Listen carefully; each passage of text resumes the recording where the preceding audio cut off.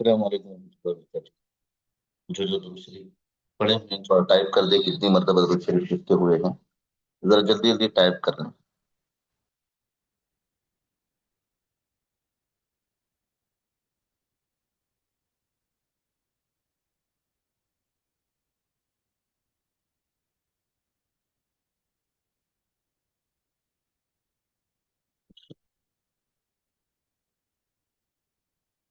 ماشاء اللہ ماشاء اللہ، 6200 امرت ماشاء اللہ۔ جی،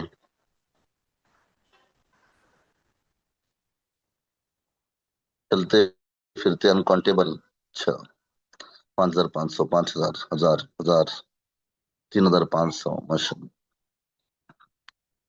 ذرا جلدی جلدی ٹائپ کریں درود شریف، ذرا جلدی جلدی ٹائپ کریں۔ 3500، 200، 3500، 1000۔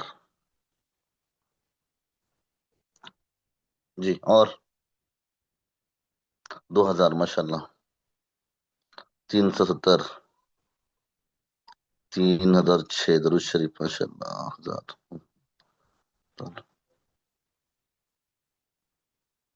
1500۔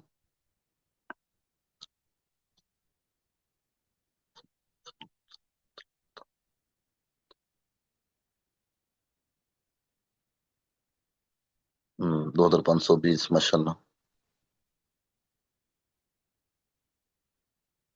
چلتے پھرتے گھر کے کام کرتے ہوئے پڑھے، اچھی بات ہے۔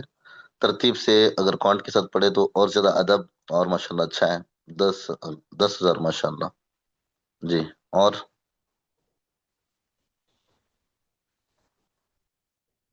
ابھی بہت سارے لوگوں کا جواب باقی ہے، گنتی نہیں کی، بہت پڑھے، اچھی بات ہے۔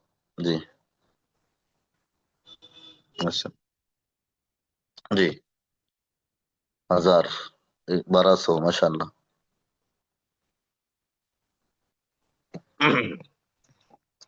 ٹائپ کرتے رہیں جلدی جلدی فٹافٹ، جس نے درود شریف پڑھا ہے، درود شریف پڑھنے والے، جسے کل کہا گیا تھا آپ کو، جو ہم 6000 ماشاء اللہ، 5000 الحمد ماشاء اللہ، 3000 اللہ قبول فرما۔ جی، جی، اور جی،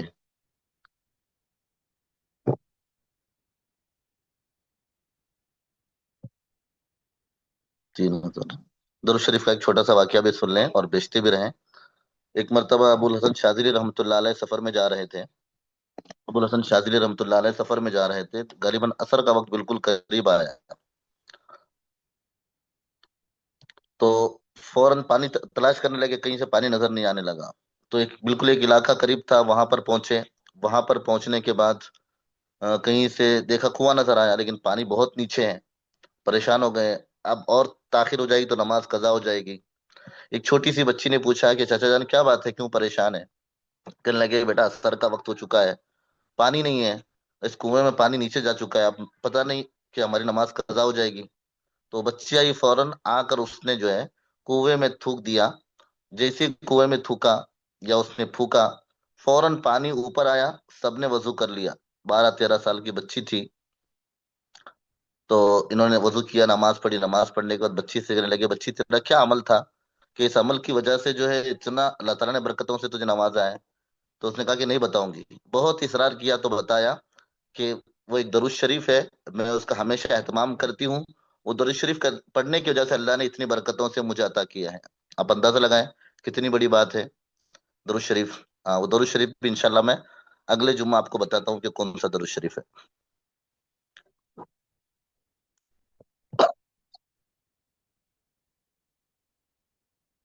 جی، اچھی بات ہے۔ جی، ابھی وہ بات جو بھی پڑھے ہوئے ہیں وہ اللہ تعالیٰ سب کے درود شریف کو قبول فرمائے، اللہ تعالیٰ اس کی خوب برکت عطا فرمائے ہم سب کو، اور خوب روز بھی اہتمام کریں، صرف جمعہ کے دن تو پڑھنے کی ترغیب آئی ہے، پڑھنا ہی ہے، لیکن ساتھ میں روز پڑھنے کی کوشش کریں۔ جی، چلیں، ابھی دیکھیں کہ یہاں پر جو ہے ہمارا پیج نمبر جو شروع ہو رہا ہے 77، 70 میں آج جو ہے کئی الفاظ مانی آپ کو پیج در پیج جو آپ کو بتاؤں گا، آپ کو نوٹ کر لینا ہے، پھر بعد میں ڈیٹیل بتاتا ہوں۔ جی، 77 پر، 77 پیج نمبر پر نیچے جو ہے چار الفاظ مشکل ہیں. دل آویز صفات یعنی دل کو کھینچنے والے صفات. پروقار نشست و برخاست یعنی بہت سلیقے، بہت ادب و وقار کا اٹھنا بیٹھنا. انسانیت نواز اعمال، انسانیت نواز یعنی واقعی میں انسان کے جو اعمال ہونا چاہیے وہ اعمال. جان نچھاور، جان نچھاور یعنی عرب کے لوگ جان نچھاور یعنی سب کچھ آپ کے اوپر قربان کرنے کو تیار. جان نچھاور کرنا یعنی قربان کرنا. جی. اب پیج نمبر 78 پر دیکھیں. نشو نما، نشو نما یعنی بڑھنا. مترتب ایک لفظ ہے، اس کا معنی ہے اثر ہونا، مترتب اثر ہونا. اور ایک 78 پر اور ایک لفظ ہے منتشر الخیال. میں لائن نہیں بتاؤں گا، آپ لکھتے جائیں، بعد میں آپ ڈھونڈ لیں کیونکہ اس میں ٹائم بہت جاتا ہے. منتشر الخیال، خیال کا پھیلنا، خیال کا بکھیرنا. اور ایک لفظ ہے صداقت، سچائی. جی. اور ایک لفظ ہے دیانت، امانت. اور ایک لفظ ہے بلند حوصلگی، بلند حوصلہ. اس کے بعد اور ایک لفظ ہے اعلی ظرف، عمدہ مزاج. اور ایک ہے پیکر، شکل. اور ایک لفظ ہے 78 پر مروت، پاس، لحاظ اس کا ترجمہ. اور ایک لفظ ہے راست گو، اس کا معنی ہے سچ. اور ایک لفظ ہے 78 پر ہی فحش کاری، بے شرمی کے کام، بیکار کام. اور ایک لفظ ہے مخرب اخلاق، اخلاق کا خراب کرنا. جی. پیج نمبر 79 پر دیکھیں، پیج نمبر 79. اس میں کچھ الفاظ مشکل ہے. ایک ہے سب سے پہلے تہبند یعنی اظہار. تہبند جو ہے یہاں پر اس کتاب میں تھوڑا سا تہبند، تہمند لکھا ہوا ہے، لکھنے میں غلطی ہوئی ہے، اس کو درست کر لے. تہبند ہے وہ، تا ہا با نون دال، تہبند. جی. تہبند یعنی اظہار. اور ایک لفظ ہے متنوع، متنوع یعنی میم تا نون واو عین، قسمہ قسم، قسمہ قسم. اور ایک لفظ ہے نشیب و فراز، اتار چڑھاؤ، نشیب و فراز، اتار چڑھاؤ. اور ایک لفظ ہے سایہ پدری، باپ کا سایہ. اور ایک لفظ ہے سایہ مادری، ماں کا سایہ. اور ایک لفظ ہے شکستہ دلی، ٹوٹا ہوا دل. اور ایک ہے حرب فجار. تو یہ بیکار، گناہ، یا اب اس کا ترجمہ کریں گناہ کی جنگ یا غلط جنگ، حرب فجار. جی. حرب فجار، حرب مانی جنگ، جنگ، فجار مانی گناہ. گناہ کیا آتے ہیں؟ گناہ کی جنگ. جی. پیج نمبر 80 پر دیکھیں، پیج نمبر 80 پر ایک لفظ ہے علم بردار یعنی جھنڈے والے، جھنڈا اٹھانے والا، علم بردار. جی. برسر حق ایک لفظ ہے حق پر. اور ایک لفظ ہے ننگ، اس کا معنی ہے شرم. اور ایک لفظ ہے آر، اس کا معنی ہے شرم. اور ایک لفظ ہے حریف، حریف اس کا معنی ہے دشمن. اور ایک لفظ ہے متعصبانہ یعنی عصبیت کا مزاج، متعصبانہ عصبیت کا مزاج. عصبیت میں نے بتا دیا تھا کہ اپنائیت کا اتنا ساتھ دینا، حق اور باطل کا اس میں فرق بھی نہیں کرنا. جی. حریفانہ یعنی دشمنی جذبات. غارت ختم کرنا، لوٹنا. صفا کی بے رحمی، ظلم. تل ملا اٹھنا، ایک لفظ اور ہے تل ملا اٹھنا، بے چین ہونا. اور ایک لفظ ہے خون آشام، خون آشام، خون چوسنا، خون چوسنا. 80 نمبر پر. پھر 81 پر دیکھیں، خالقوں بنانے والے. سرکوبی ختم کرنا، سر کچلنا. اور ایک ہے داد رسی، انصاف کو پہنچنا. شہرا اس کا معنی ہے چرچا ہونا، شہرا ہونا، چرچا ہونا. جی. پیج نمبر 82 پر دیکھیں. مجھے جو مشکل نظر آ رہا ہے میں آپ کو بتا رہا ہوں، اگر آپ کو اور بھی کچھ بھی لگے تو پوچھ سکتے ہیں. اوسطن यानी उमूमन, ढलवान, नशेब इसका मानी नीचे की तरफ, रेले पानी का बहाव, पानी की मौज, साहिल किनारा, इज्जत शर्फ इज्जत व ताजीम, गारे का काम यानी मिट्टी को किला मिट्टी कलाने का काम, जैसे कीचड़ वगैरह कलाने का काम, गारा मिट्टी जैसे घर बांधते वक्त में तामीर के वक्त जरूरत पड़ती है। रुकने अस्वद, रुकने यमानी, रुकने, ये काबतुल्लाह के जो कोने हैं उनके अलग अलग नाम हैं जी। अभी और एक लफ्ज है 83 पर, पैराया। पैराया यानी तर्ज, अंदाज, तरीका। जंगे फिजार मैंने बता दिया अभी। हुर्मत मतलब हुर्मत यानी ये जो है काबिल एहतराम महीने, हुर्मत मतलब काबिल एहतराम। फिजार इसके बारे में मैं बाद में बताना चाह रहा था लेकिन किसी ने पूछ लिया है, तो अभी देखें। फिजार जो है ये फिजार का मानी जो है गुनाह है, और ये जो जंग जो है हुर्मत वाले महीने में हुई थी, इसको इसलिए फिजार, हरबे फिजार कहते हैं, यानी गुनाह की जंग। और हिल्फुल फुजूल के बारे में बाद में बताऊंगा, तफसील आएगी आगे जी। तो 83 नंबर पेज पर पैराया, तरीका, तर्ज, और एक लफ्ज है इस्तादा, इस्तादा खड़ा, और एक लफ्ज है सरकाशुदा, चोरी किया हुआ, और एक लफ्ज है पलांग, कूदना, और एक लफ्ज है शिकस्ता दीवारों, टूटी हुई दीवारों, शिकस्ता दीवारों, टूटी हुई दीवारों, और एक लफ्ज है खौफजदा जी, डरा हुआ, खौफजदा, डरा हुआ। पेज नंबर 84 पर ऐसे भी कोई मुश्किल अल्फाज नजर नहीं आए, अगर आपको कुछ लगे तो पूछ लेना। 84 पर कुछ नहीं है, एक सिर्फ है तय्यब कमाई, पाकीज़ा कमाई, तय्यब कमाई, पाकीज़ा कमाई, एक लफ्ज है तय्यब कमाई जी। पेज नंबर 85 पर देखें, आफत, मुसीबत, और असासे इब्राहिम, इब्राहिम अलैहिस्सलाम की रखी हुई बुनियादें, असासे इब्राहिम, इब्राहिम अलैहिस्सलाम की रखी हुई बुनियादें। एक लफ्ज है तनाव, इसका मानी है दबाव, और एक लफ्ज है असर, दबाव का तनाव, इसका माना दबाव, असर, और एक है रची बसी, रची बसी यानी घर कर गई, यानी दिल में वो बात बस गई। और एक जो है पेज नंबर 85 पर है मुतहारिफ, यानी लड़ने वाले, लड़ने वाले कबीले। और इसी तरह जो है मुतहारिफ जो है ये पेज 86, पेज नंबर 86 पर है मुतहारिफ। और कोई मुश्किल लफ्ज 86 पर नहीं है, 87 पर भी नजर नहीं आ रहा है, आसान है।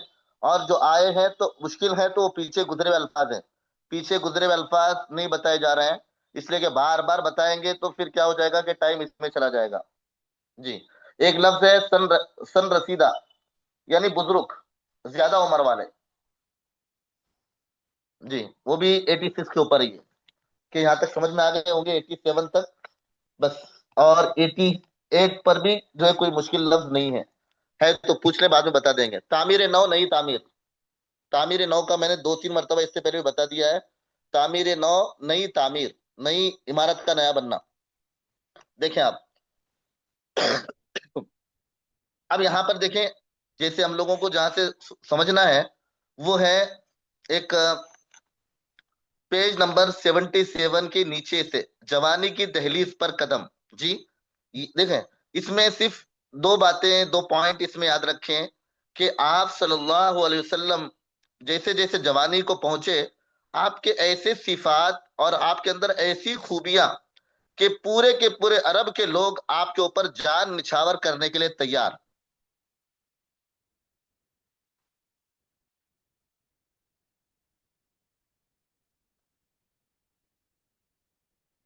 जी। समझ रहे हैं? ऐसे मैसेज कुछ भेजना है तो आप अलग से भेजें, पढ़ने देर लगती है, छोटे मैसेज पढ़कर बता सकते हैं फौरन जी। अब देखिए यहाँ पर कि ये जो है, इस छोटे से पैराग्राफ में इतना याद रखें आप कि अल्लाह के नबी सल्लम जैसी जवानी को पहुंचे तो आपके अंदर ऐसे सिफात और आपका ऐसा उठना बैठना और इतने उम्दे अखलाक कि पूरे के पूरे अरब के लोग आपके दीवाने हो गए। इस बस इसका इतना खुलासा है। आगे देखें, आगे जो पैराग्राफ दिया गया है उसमें आप हम लोगों को 2-3 चीजें समझने की हैं। پہلا جو پیراگراف ہے 78 کا، اس میں جو ہے اللہ کے نبی صلی اللہ علیہ وسلم کے اوپر کیسے حالات آئے. جی، ایسے حالات کے باوجود بھی اللہ کے نبی صلی اللہ علیہ وسلم پر کچھ اثر نہ ہونا، کچھ اثر نہ ہونا. یعنی کیسے کہ سہارے ٹوٹے جا رہے ہیں، اور مالی حالات یعنی اقتصادی اعتبار سے جو ہے وہ بھی حالات کمزور، لیکن اس کے باوجود بھی نبی کریم صلی اللہ علیہ وسلم کے اوپر اس کا کوئی اثر نہیں. اس کے برخلاف اللہ کے نبی صلی اللہ علیہ وسلم کے اندر خود اعتمادی یعنی بھروسہ، ہمت، سچائی، دیانت، یعنی جیسے جو ترجمے بتائے گئے ہیں، یہ سب صفات اللہ کے نبی صلی اللہ علیہ وسلم کے اندر بڑھتے جا رہے ہیں. جی سمجھ میں آ گئی بات؟ اتنے سب حالات کے باوجود سائے ایک ایک کے بعد دیگرے جو ہے سہارے جو تھے وہ سب نکل جانے کے باوجود، سہارے یعنی جیسے بتایا گیا آپ کو کہ والدہ کا انتقال، والد کا انتقال، یہ سب پورے حالات، اور اس کے باوجود جو اقتصادی حالات یعنی انکم، جو انکم سورس ہے، کمائی کے ذرائع ہیں، وہ بھی جو ہے برابر نہ ہونے کے باوجود بھی جو ہے اللہ کے نبی صلی اللہ علیہ وسلم کے اوپر اس کا اثر کچھ نہیں، بلکہ اللہ کے نبی کے صفات میں اضافہ. جی، اور ایک آگے دوسرے پیراگراف میں دیکھیں کہ اللہ کے نبی صلی اللہ علیہ وسلم جس ماحول میں بڑھ رہے تھے، اس ماحول کے حالات اور اس علاقے کے حالات ہی کچھ اور تھے. جیسے آپ لوگ سنے پچھلے کہ کیسے عرب کے حالات تھے، کیسے ان کے برے صفات تھے. اس کے باوجود بھی اللہ کے نبی صلی اللہ علیہ وسلم نے ذرہ برابر بھی اس کے اثرات اپنے اوپر انہوں نے نہیں لیا. حالانکہ جب ایسا ہوتا ہے، کوئی حالات میں ہوتا ہے، تو بجائے سدھرنے کے اس کے اندر حالات بگڑتے جاتے ہیں، وہ ماحول کا اثر بہت جلدی لیتا ہے. آری بات سن میں قربان جائے پیارے آقا محمد عربی صلی اللہ علیہ وسلم پر کہ آپ نے ذرہ برابر بھی علاقے کے حالات کا اثر نہیں لیا، وہاں کے ماحول کا اثر نہیں لیا. یہ اللہ ہی کا تو ایک کرم ہے. اللہ کا پیارے آقا محمد عربی صلی اللہ علیہ وسلم پر ایسا احسان کہ اللہ کے نبی صلی اللہ علیہ وسلم نے ذرہ برابر بھی اس کا اثر نہیں لیا. یہ دو پیراگراف میں نے سمجھا دیا آپ کو، پہلا پیراگراف اور دوسرا. اور تیسرا دیکھیں، یہاں پر ایک واقعہ دیا ہے کہ عرب کے بچوں کا جو ایک کھیل کا ایک مزاج تھا. عرب کے بچے پتھر اٹھانے کا کھیل کھیلا کرتے تھے. جب وہ کھیل کھیلا کرتے تھے تو اپنے جو ہے گردن پر اپنی تہبند، لنگی، ازار جو بھی ہوتی تھی نکال کر گلے میں ڈال لیتے، پھر اس کے اوپر پتھر اٹھاتے. اللہ کے نبی صلی اللہ علیہ وسلم نے چاہا کہ میں بھی کھیل کھیلوں، تو اللہ کے نبی صلی اللہ علیہ وسلم گئے اور جا کر جیسے ہی تہبند اتارنے کا ارادہ کیا تو اللہ کے نبی کہتے ہیں کہ مجھے ایسا ایک مکہ لگا. مکہ یہاں پر لفظ ہے، اس کا جو ہے میں نے ترجمہ نہیں بتایا. مکہ یعنی جیسے مٹھی باندھ کر مارنا. اللہ کے نبی کہتے ہیں مجھے مار تو نہیں لگا، لیکن مجھے ایسا لگا کوئی مکہ میرے پاس آیا جس کا اثر مجھے نہیں ہوا. تو فوراً جو ہے مجھے ایسا کہ ایک بے ہوشی سی میرے اوپر طاری ہو گئی، تو فوراً جو ہے وہ میرے اندر سے وہ بات چلی گئی. یعنی آپ اندازہ لگائیں کہ اللہ تعالیٰ نے کتنا پیارے آقا محمد عربی صلی اللہ علیہ وسلم کو اس سے بچایا. اللہ کے نبی کہتے ہیں کسی نے مجھے ایک مکہ مارا جو تکلیف دہ نہیں تھا، پھر آواز آئی، کیا آواز آئی؟ اپنی تہبند باندھ لے.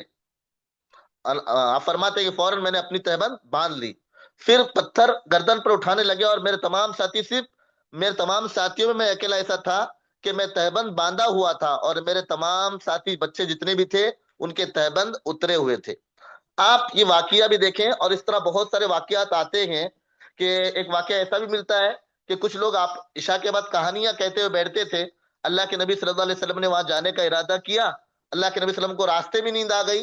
پھر اس کے بعد اللہ کے نبی صلی اللہ علیہ وسلم صبح میں اٹھے تو دیکھتے ہیں کہ اللہ کے نبی صلی اللہ علیہ وسلم، تو اللہ کے نبی صلی اللہ علیہ وسلم کو اللہ نے بہت ہر جگہ سے بچایا ہے، ہر غلط چیز سے بچایا ہے. اللہ کرے کہ اللہ کے نبی کی برکت سے اللہ ہم سب کو بھی غلط چیزوں سے، غلط راستوں سے، غلط طریقوں سے، غلط ماحول سے بچائے. جی، اب یہ یہاں پر پیراگراف کے بعد یہ دیکھیں آخر میں اتنے سب حالات سے اللہ کے نبی صلی اللہ علیہ وسلم کو گزارا گیا. یعنی کیسے کیسے حالات سے گزارا گیا کہ ایک تو سب سے پہلے پیدا ہونے سے پہلے ابا کا انتقال، پیدا ہونے کے بعد جو ہے ماں کا انتقال، اس کے بعد دادا کا انتقال، اور یہ پورے کے پورے ایسے حالات. اور پھر آگے دیکھیں یہاں پر جو حرب فجار، ایسے حالات کہ اب یہ حرب فجار کیا ہے کہ یہ جو ہے حرب فجار 4 لڑائیاں ہوئی ہیں. حرب جو ہے یہ حرب فجار 4 لڑائیاں ایسی ہیں. اب یہ بڑی لڑائی ہے حرب فجار کی. اس میں جو ہے بعض کہتے ہیں کہ تجارت کے معاملے کو جو ہے لڑائی ہوئی، بعض کہتے ہیں البراز نامی ایک شخص تھا، حرمت والے مہینے میں ذی قعدہ یا محرم کے مہینے میں جو ہے اس کو جو ہے قتل کیا گیا تھا. اب ظاہر سی بات ہے حرمت والے مہینے میں قتل کرنا ایک گناہ کا کام، ایک غلط کام، ایک لڑائی شروع ہو گئی. اور یہ لمبی ایسی لڑائی، کیونکہ عربوں کا مزاج بھی تھا کہ کوئی چیز ہوتی تو فوراً سب کے سب لوگ جو ہے اس کے اوپر ایسے لگ جاتے، خاموش رہنے کو شرم محسوس کرتے، آر محسوس کرتے. حالانکہ اس وقت تو قریش حق پر تھے، قریش حق پر تھے. اللہ کے نبی صلی اللہ علیہ وسلم بھی اس جنگ میں شریک تھے. اب یہاں پر ایک بات میں بتاؤں، یا 15 سال اور 20 سال دو عمر بتائی گئی ہے، لیکن ایک بات یاد رکھیں کہ ہو سکتا ہے کہ جب یہ جنگوں کی شروعات ہوئی ہو اللہ کے نبی کی عمر 15 ہو، لیکن جب آخری فیصلہ کن جنگ ہو اس وقت ہو سکتا ہے اللہ کے نبی کی عمر 20 سال ہو. دونوں روایتیں آئی ہے، آپ دو میں سے جو بھی جواب دیں گے 15 یا 20 دونوں صحیح ہے. ہاں، آپ جو ہے 15 کو بھی نوٹ کر سکتے ہیں، 20 کو بھی نوٹ کر سکتے ہیں، دونوں تاریخ ہے 20 اور 15 اللہ کے نبی صلی اللہ علیہ وسلم کی اس جنگ کے وقت کی عمر. اللہ کے نبی صلی اللہ علیہ وسلم اس جنگ میں کیا کر رہے تھے؟ اللہ کے نبی صلی اللہ علیہ وسلم بہت رحم دل تھے، اور بالکل کسی پر ہتھیار، اتنی عمر میں بھی 15 سال کی عمر میں بھی اللہ کے نبی صلی اللہ علیہ وسلم کے اندر دیکھیں جیسے بتایا گیا 10 سال کی عمر میں ہی اللہ کے نبی صلی اللہ علیہ وسلم کا شک صدر کیا گیا. تو اس وقت اللہ کے نبی صلی اللہ علیہ وسلم کے اندر رحم بھرا گیا. اللہ کے نبی صلی اللہ علیہ وسلم پر دیکھیں کہ ہتھیار اٹھانا کسی پر، لوگ جو کہتے ہیں الزام لگاتے ہیں کہ اسلام جو ہے تیر اور تلوار کے ذریعے پھیلا ہے، یہ ان کے لیے جواب ہے. میرے نبی تو ایسے ہیں کہ وہ دشمن کو بھی جو ہے اٹھا کر مارنا پیارے آقا کو جو ہے برداشت نہیں ہے. ہاں، اتنے اخلاق والے نبی اللہ تعالیٰ نے ہم کو دیے ہیں. اللہ کرے کہ ہم سب کو پیارے آقا کا سچا عاشق بنائے. پیارے آقا کہتے ہیں کہ بس کیونکہ میں میرے خاندان کے ساتھ تھا اور خاندان کے جو ہے عزت کا مسئلہ تھا، اس لیے میں جنگ میں شریک رہا. صرف میں جو ہے تیر اٹھا اٹھا کر میرے چاچاؤں کو دیتا تھا، لیکن میں نے اپنے ہاتھ سے کوئی تیر وغیرہ نہیں پھینکا. جی، اب یہاں پر جو ہے یہ جنگ بہت ہی خطرناک ہوئی. پھر اس کے بعد آخر میں یہ جنگ کا اب یہ اس طرح کے حالات، اور یہاں پر بہت زیادہ ظلم بڑھنے لگا. میں اس کا خلاصہ آپ کو بتا رہا ہوں، اور لمبا چوڑا یاد کرنے کے بجائے خلاصے یاد رکھیں گے تو کتاب اچھے انداز میں یاد رہے گی. اب معاہدہ حلف الفضول کا، اب حلف الفضول کیا ہے کہ اب یہ جو جنگیں بہت زیادہ اور اس طرح، تو مکہ میں کوششیں ہونے لگی. سب سے زیادہ فکر اللہ کے نبی صلی اللہ علیہ وسلم کی تھی کہ ظلم کیسے ختم ہو، ظلم کا خاتمہ کیسے ختم ہو. ظلم صفحہ نمبر 80 حلف الفضول. اب یہاں پر جو ہے یہ بات ہونے لگی کہ اللہ کے نبی صلی اللہ علیہ وسلم کی فکر تھی کہ کیسے ظلم کا خاتمہ ہو، اور اللہ کے نبی ہمیشہ درد، اللہ کے نبی صلی اللہ علیہ وسلم کے اندر کڑن، یہ غلط ماحول کیسے ختم ہو. اللہ کا کرنا ایسا کہ یہ پورے کے پورے عرب کا یہ حال بھی تھا، اور بہت زیادہ عصبیت کے ساتھ اس کو لیتے تھے، لیکن سب مکہ والوں نے فکر کی کہ ہم ایسا کچھ کریں گے کہ اب یہاں پر جو ہے مظلوموں کے اوپر زیادتی نہ ہو، کمزوروں پر زیادتی نہ ہو. البتہ جو ہے ایک معاہدے کے بارے میں فکر ہونے لگی. اس معاہدے کے لیے سب سے پہلے زبیر ابن عبد المطلب جو آپ صلی اللہ علیہ وسلم کے چچا ہیں، جو خاندان کے سربراہ بھی تھے، ذمہ دار بھی تھے، تو آپ یہ اس کے ذمہ دار طے ہوئے. اور ایک گھر جو ہے، ہاں ایسے پوائنٹس بھی یاد کرنا چاہیے جو کہ خاندان جس کو قبول کیا گیا خاندان ہاشم، یعنی زہرا اور تیم عبداللہ ابن جدعان کے گھر میں سب جمع ہو گئے. یعنی ایک گھر کا نام بھی یاد رکھے پوائنٹ کے طور پر. اب یہاں پر طے ہو کر یہاں پر یہ کوشش کی جانے لگی، اور یہ معاہدہ یہاں پر لکھا جانے لگا. کیا لکھا جانے لگا؟ اور اس کا نام حلف الفضول اس لیے دیا گیا ہے کہ اس میں 3 فا والے لوگ تھے، فضیل ابن حرس، فضیل ابن وداع اور مفضل. 3 لوگ تھے، تینوں فا والے تھے اور تینوں فیصل تھے، اس لیے جو ہے خاص کر کر اس کا نام حلف الفضول لکھا، حلف الفضول. اب یہاں پر یہ معاملہ طے ہوا کہ جو ہے اب اس کے بعد کوئی ظلم و زیادتی نہیں کرے گا.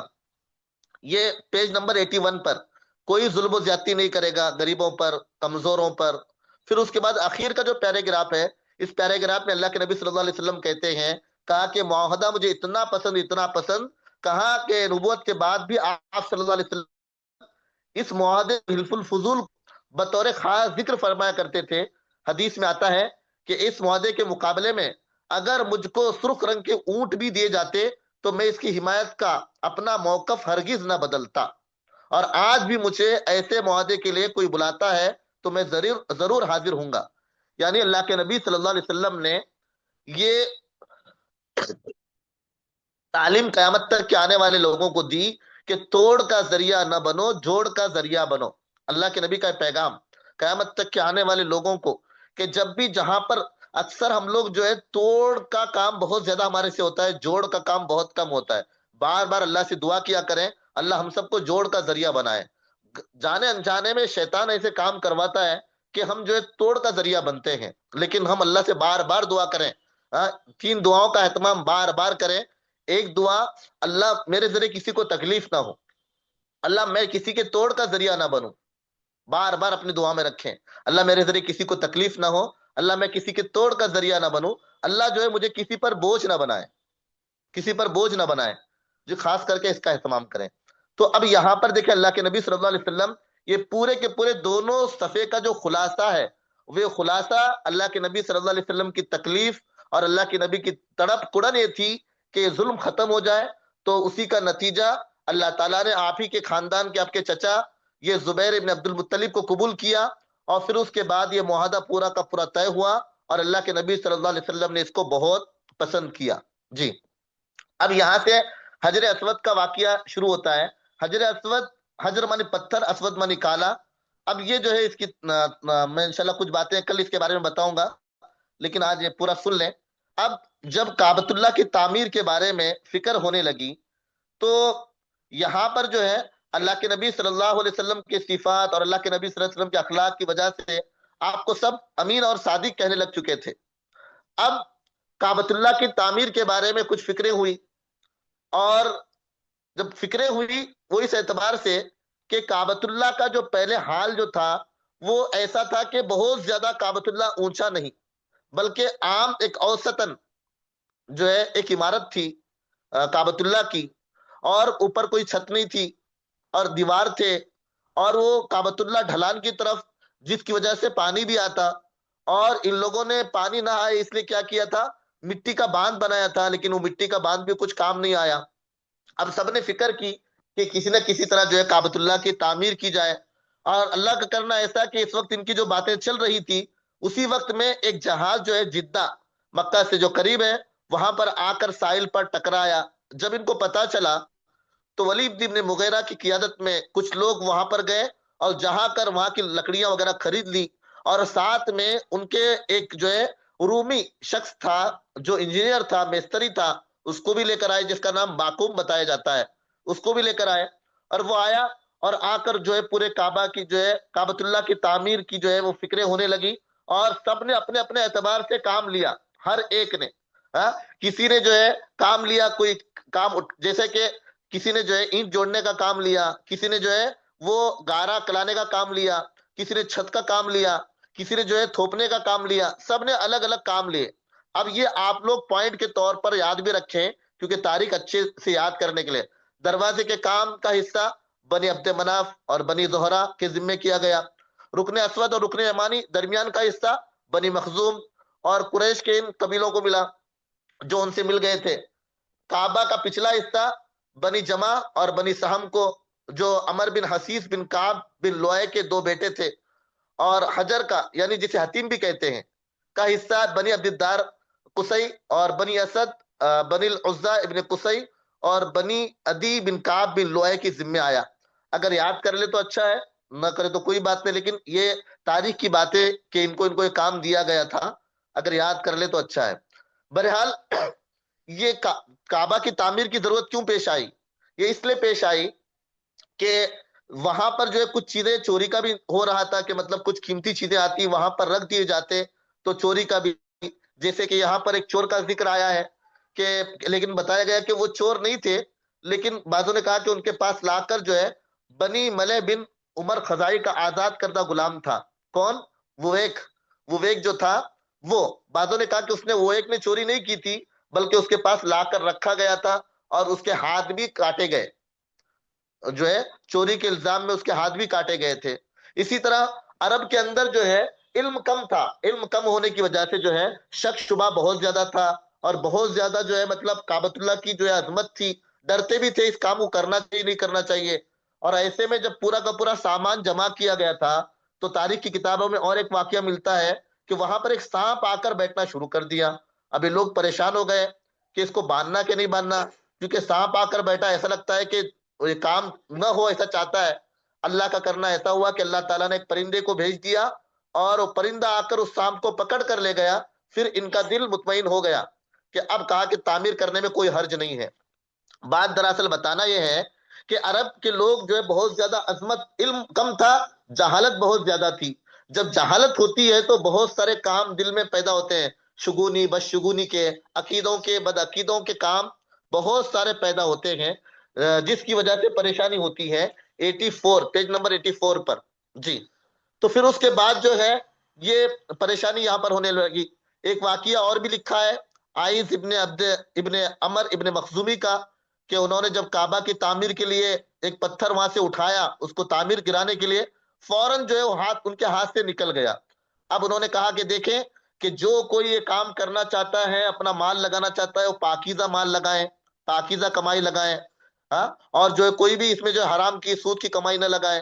باتوں نے کہا یہ وہ نہیں تھے، بلکہ جو ہے یہ آواز لگانے والے، انہوں نے بتایا کہ ولید ابن مغیرہ تھے۔ جو آواز لگانے والے کون تھے؟ ولید ابن مغیرہ کے پاکیزہ ہو، مال پاکیزہ ہو، ہر چیز میں لگائی جانے والی پاکیزہ ہو۔ اب مسئلہ یہ آیا کہ اب کیسے شروع کریں گے، کوئی ہمت نہیں کر رہا ہے، تو فوراً جو ہے ولید ابن مغیرہ نے کہا کہ سب سے پہلے میں کھدائی کا کام شروع کرتا ہوں، ہاں، اس لیے کہ یہ، پھر انہوں نے کہا یا اللہ، آپ کو کون ڈرا سکتا ہے، آپ کو کون تکلیف پہنچا سکتا ہے؟ اللہم لم ترا کا لفظ لکھا ہے، لم ترا، اللہ آپ کو کون ڈرا سکتا ہے، اللہ آپ کو کون تکلیف دے سکتا ہے؟ مقصد صرف گھر کی تعمیر ہے۔ جب انہوں نے کھودا تو رات کے وقت کئی لوگ قریب میں گئی نہیں، وہ لوگ منتظر تھے کہ ہم دیکھیں کہ ولید ابن مغیرہ کو کچھ ہوتا تو نہیں، اگر ولید ابن مغیرہ کو کچھ نہیں ہوا تو پھر جا کر ہم کام کریں گے۔ تو دیکھا ولید ابن مغیرہ کو کچھ نہیں ہوا، البتہ پورے کے پورے لوگ بڑھ چڑھ کر انہوں نے جو ہے وہ پورا کا پورا کام مکمل کیا اور کام کرنے لگے۔ البتہ اساس ابراہیم کا ایک تذکرہ آتا ہے کہ جیسے ہی یہاں پر ابراہیم علیہ السلام کی جو بنیاد کی پرانی عمارت کی، اس کو جب وہاں پر بنانے کی کوششیں ہوئی تو ایک آواز پورے کے پورے مکہ میں سنائی دی، تاریخ کی کتابوں میں آتا ہے۔ تو البتہ وہ پرانی عمارت کو ایسی ہی چھوڑا گیا، پرانی عمارت کو ایسی ہی چھوڑا گیا۔ پھر اس کے بعد جیسے انہوں نے تعمیر کی ترتیب بنائی تھی، اس طرح جو ہے پوری کی پوری تعمیر انہوں نے کر لی۔ اب اس طرح پورا کا پورا کام جو ہے یہ آ گیا۔ اب یہاں تک مرحلہ پہنچا کہ حجر اسود کو رکھا جائے۔ حجر اسود کو جو رکھا جائے تو اب ہر قبیلہ چاہنے لگا کہ میں رکھوں میں رکھوں۔ اب مسئلہ یہاں پر جو ٹیڑھا ہو گیا، اب یہ لوگ یہاں تک تیار ہو گئے، تو میں، یہاں تک لڑائی تک کا مرحلہ پہنچ گیا۔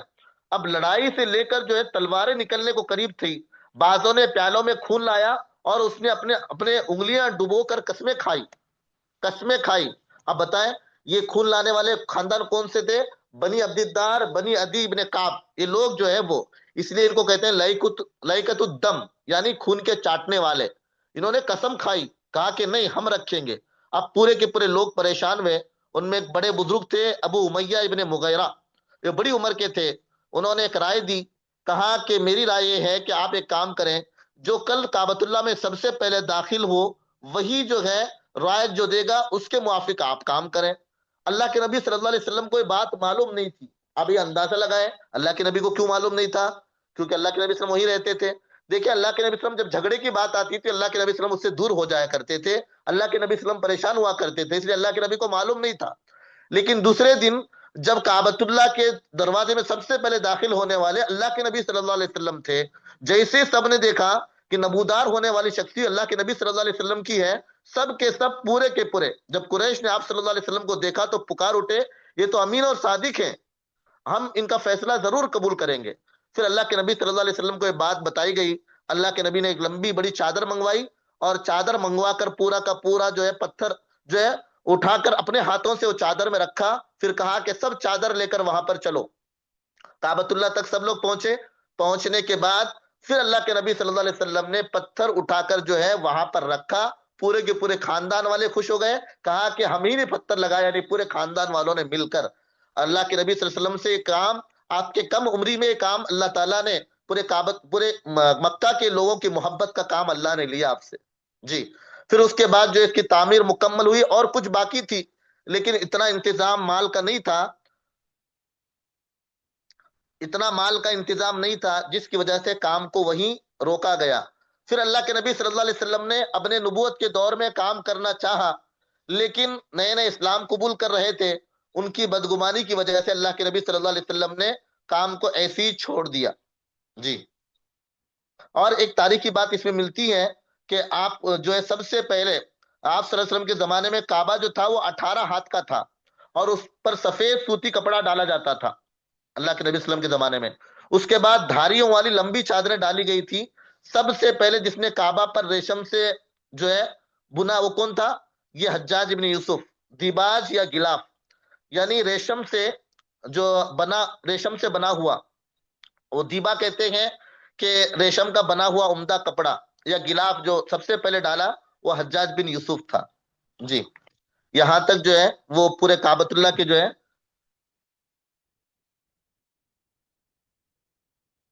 جی یہاں پر جو ہے وہ انشاءاللہ یہاں سے آگے وقت ہو چکا ہے، 8:12 ہو گئے انشاءاللہ۔ یہ آپ کو ایک تاریخی بات سے 87 سے انشاءاللہ کل پڑھیں گے، 87 سے کل۔ اس طرح جیسے میں نے آپ کو بتایا، پہلے پورے کے 7-8 صفحے کے الفاظ معنی بتا دیے جائیں گے، اور مستقل اس کا خلاصہ آپ کو بتاتے جائیں گے۔ آپ لکھتے بھی رہیں یا تو اس کو آپ دماغ میں بٹھائیں، نوٹ کرتے رہیں، تاکہ جو ہے ہماری کتاب بھی جلدی سے، اس لیے کہ کئی سارے لوگ ایسے ہیں وہ بتا رہے تھے ماشاءاللہ اپنی اپنی کارگزاری، کوئی 150 صفحے تک، کوئی 200 صفحے تک یاد کیے ہوئے ہیں، اور پیچھے کلاس میں بھی شریک ہو رہے ہیں، تو ان کو ایسا لگ رہا ہے ماشاءاللہ ہم کو آگے بھی پیچھے کا بھی اچھا سمجھ میں آ رہا ہے۔ سب کے تاثرات بھی اچھے ہیں، دعا بھی کریں کہ اللہ تعالیٰ استقامت نصیب فرمائے۔ جی، تو انشاءاللہ یہ حتیم وغیرہ کا جو ہے وہ اس کو بھی انشاءاللہ کل بتائیں گے، کل۔ جی، دعا پڑھ لیں۔ سبحان اللہ بحمدی، سبحانک اللہم بحمدک، نشہد ان لا الہ الا انت، نستغفرک۔ سبحان ربک رب العزۃ عما یصفون، السلام علی المرسلین۔